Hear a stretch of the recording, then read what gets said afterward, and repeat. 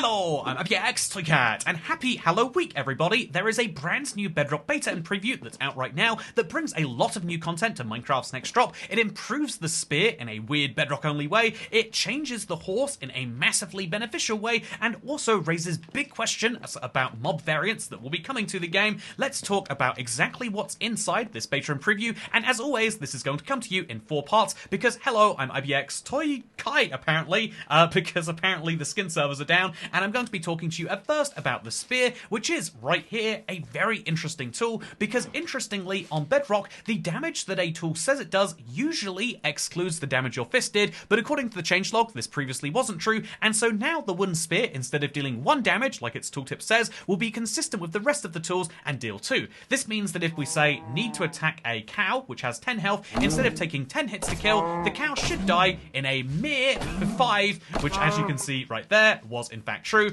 This is a wonderful change, I guess you could say, but the more wonderful change is that around Lunge. So in the last preview and beta, you had to use up 32 durability for every single Lunge attack, but they said they were going to change it and use Hunger, but they are using Hunger just far less than the old Java version before yesterday. Now, instead of using 6 Hunger points, that's 3 full Hunger Shanks just to do one of these stabs, you'll notice that it will use up just 3. This means that if you have full Hunger, but no saturation, you can actually do a surprising number of hits before you run out, and interestingly, if you eat to get all the way up to full, your saturation is used first, which means it's even more beneficial than that, meaning a netherite spear will actually be able to go a good few times. This is actually really interesting by itself, but they then have another change, which is it will use some amount of durability, just 1 now, so you slowly will use up a wooden spear, but even more interesting is the fact that the cooldowns have apparently been lengthened. That is what this line on the changelog implies, but despite them being lengthened, you can actually still attack slightly faster than you might expect based on the animation. So weird things about Bedrock. Speaking of weird things about Bedrock, here is a brand new mob that you can find here.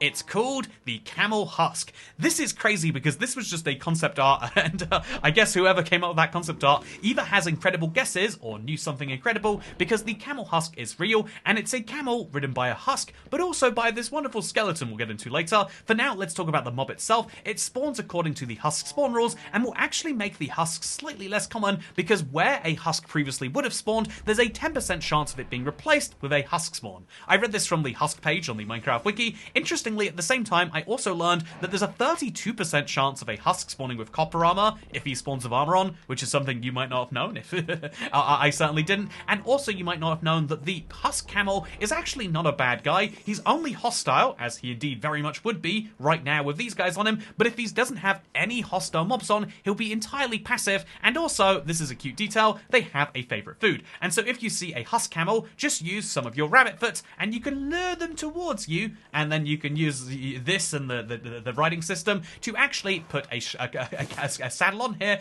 and unlike the zombie Nautilus, or Zortlus, or Nombi, I guess we could say, instead the husk camel will not burn in the sunlight, which is just wonderful if you ask me. Isn't this cool? A brand new type of camel that is actually easier to obtain in some ways than the old camel certainly, but also just a cooler looking camel with no real massive downsides, because it has the same health, it has the same potential, and everything else is right there. It's just you have to get it by fighting off the mobs that spawn on it. Speaking of mobs that spawn on it, let's talk about that new mob right now by going into a very scary room. You're not going to like what you see in here, chat, because oh no, okay, the actual real mob is over here, because this is the brand new Parched, which represents a brand new skeleton variant, a very interesting one too.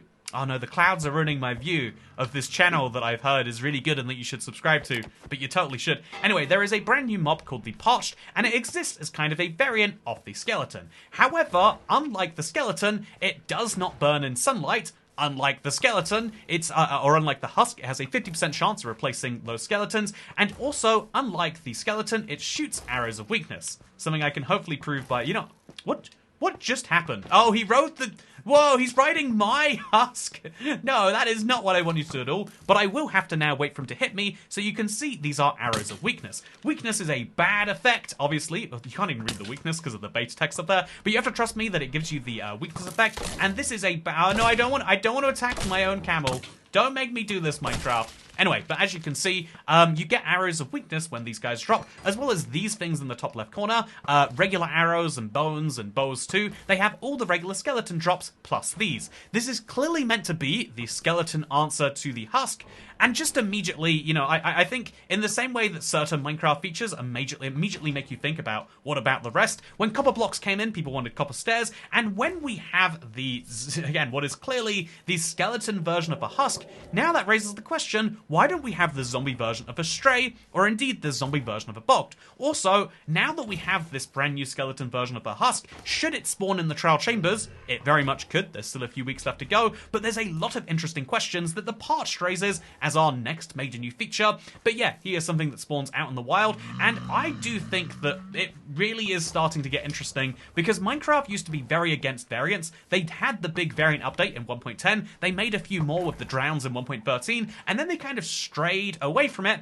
but in the last couple years we're seeing Minecraft return to the fray, bringing out the bogged, now bringing out the Parched, which is a very fun thing. So after the Parched and the bogged, are we going to start to see more zombies, and are we going to start to see maybe even an underwater skeleton? Because now with the zombie horse coming into the game main, now with the undead husk, the Camel Husk, we're starting to get these different questions of like, okay, clearly Minecraft are putting in a lot of work into making new variants and mobs, and so which of these next ones are coming? Well, let's come back to that at the end, because now we've got some fun miscellaneous changes to talk about, because this is the fourth section of the video. Here is my horse. I have not been using them very frequently, because as of a few years ago, they stopped horses being able to fit in boats. Their logic was, well, horses are just too big to fit in boats, but as a result, now crossing oceans is a pain. But this changed. Look at this. It's not just the fact that I've got one of the default skins. I can now put my horse in water and it will swim.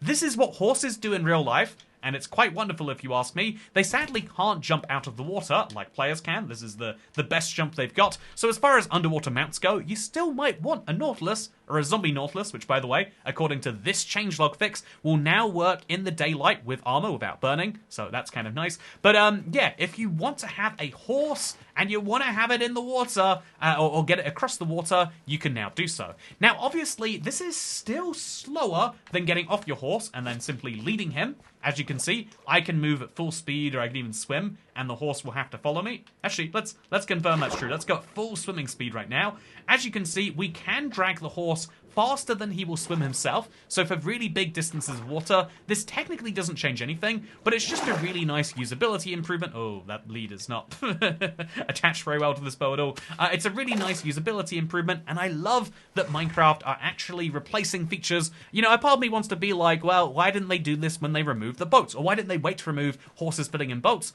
But, you know, that's just me being a jaded old man. I'm happy that Minecraft improved, and you should be as well. Speaking of improvements, did you know there are new parrot mimic sounds if you have, say, a camel husk nearby, or a Parched, and some parrots? Those parrots should eventually imitate him. In this case, they're not going to. But, you know, they would do it. We also have the zombie Nautilus, zombie horse, camel husk, and Parched being, you know, these are all the mobs that can be mimicked. Nautiluses and zombie Nautilus will now attack any mob it provoked, not just players. There's environmental fog in the nether, no longer dependent on render distance settings if you're on Java. And if you're on Bedrock, there's an interesting shift of parity. Oh, look, I can't rouse the marketplace because the servers aren't connecting. But there's an interesting piece of parity here. So they moved in video settings. There is a brand new setting that is that's moved over here, which is the damage tilt. This wasn't accessibility, now it's in video settings. This is for the purpose of parity, again, according to the changelog. But the changelog also says there's a brand new UI video settings menu, but I can't access this right now. As all parts of the Minecraft menu are, they slowly roll out person by person, and so we have this very weird world where like accessibility menus look like this, and video menus look like this. Except for half of people where the video menu looks like the accessibility menu. I am wildly confused in some ways by this, but also I've been playing Minecraft long enough to just know this is how things work. Also, as far as like spooky things in this preview, because this is the spookiest one of the year, obviously it's Halloween week. That's not a real holiday, but I definitely made that up. But since it's Halloween, it's there's some fun little changes you might appreciate. You can now place leaf litter by placing it, as well as wildflowers and the pink petals, by placing on the side of a block, just like this, which is a wonderful little change, if you ask me. Wow, look, there really is I guess that's kind of spooky. Leaves are spooky, right? It's at least autumn themed. So that is something that will be coming in the Mounts of Mayhem drop as well. And now we have the big question of when will this entire update be releasing, and will it be having more mobs? Right now, we have more mobs in this drop than we've seen in many major updates. Add in all the drops, add in all the mobs we've seen this year, and we have a ridiculous number together. But we still have the big question of like, well, clearly mob variants are the name of the game, because the actual only new mobs we have in this drop are the Nautilus, right? And the Nautilus is his fun own thing, but everything else is a variant of an existing mob in some way. Zombie Horse, Zombie Nautilus, Camel Husk, Parched, you know, like a skeleton version of a husk. Is this the time that Minecraft starts to go deep on the variants of things? It certainly seems like that would be an easy way to buff out the amount of content and also improve players' perception, because let's be honest, for a lot of people, it doesn't matter you know, like about the depth of the content. It matters how good it is, and an existing feature but different is the sort of stuff that people love. The reason that pale oak trees are so popular is that, and so I would suspect that we are either feature complete for the winter drop, the Mounts of Mayhem, or we're about to see a couple more features that might kind of fit this same similar theme, but as always, it's too hard to tell. For now, I've been IBX Toycat. You can't trust my skin, so I've got my dedicated built version of it over here, and I hope that you enjoyed this video, because if you did, you might enjoy checking out my stream. This weekend, I'll be placing thousands of blocks in my Sky Glue series. It's my longest lasting hardcore world, and I look forward to seeing you there. Oh look, my weapon divers as I get too close to the camera. I look forward to seeing you there. Thank you, and goodbye. Oh look, I'm gonna vanish as I go under the camera. Whoa. Okay, thank you, and I'll see you next time. Bye.